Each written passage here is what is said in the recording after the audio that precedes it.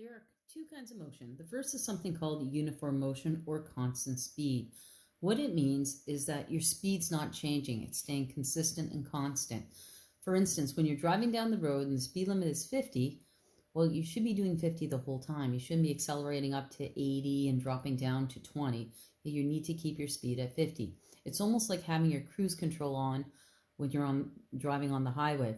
You set your cruise to 100 and your vehicle will stay at that speed consistently. So uniform motion means constant motion, it's not changing.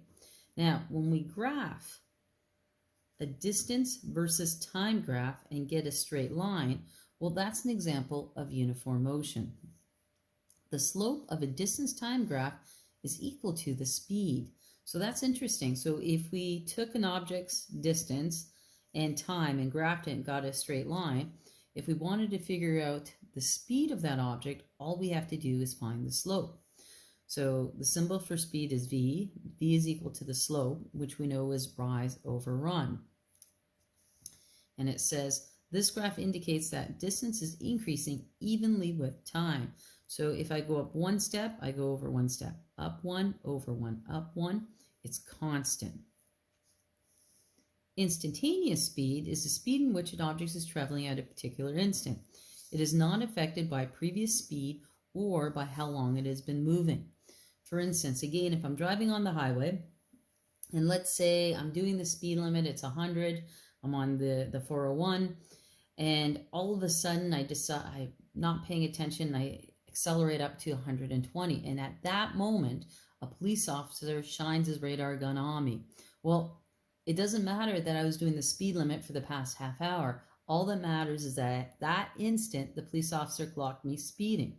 So instantaneous speed means at that moment. Again, if you're driving and you glance down and you read your speedometer, well, it tells you what the speed is at that specific moment.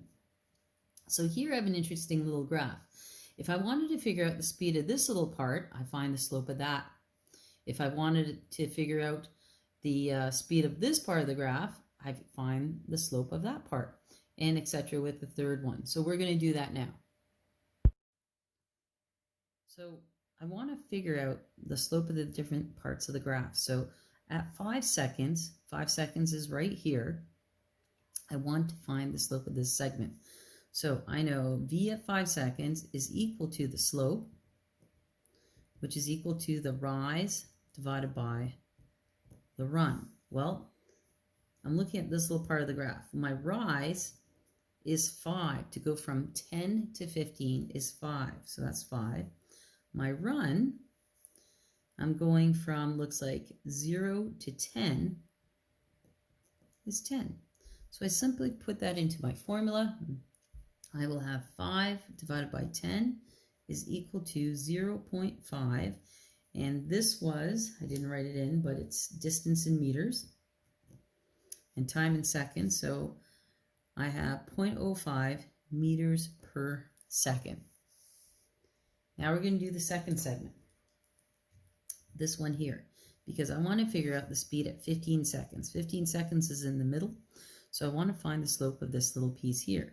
So v at 15 is equal to the slope, which is equal to the rise divided by the run. Well, if I'm starting at 15 and I'm ending at 15, my rise was actually 0.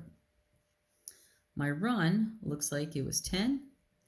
0 divided by 10 is still 0 meters per second. Let's do the last one. So I want to find the slope of this purple part here. I'm just going to draw a purple line in. So we know that v at the 25-second mark, so that's in here, is equal to the slope, which is the rise divided by the run.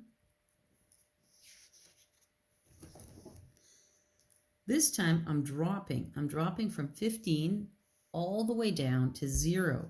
So because I'm going down, it's actually negative 15.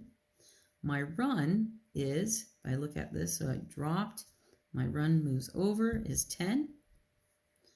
Well, negative 15 divided by 10 is negative 1.5 meters per second. Now, what does a negative mean? Well, it just indicates that we've turned around and we've come back towards our starting point. So when you have a distance time graph, if your numbers are positive, you're moving away from where you started. If your number is negative, your slope is negative, it just means that we've turned around and we've come the other way. So that's something in physics. When you see a negative sign, it usually means a change in direction.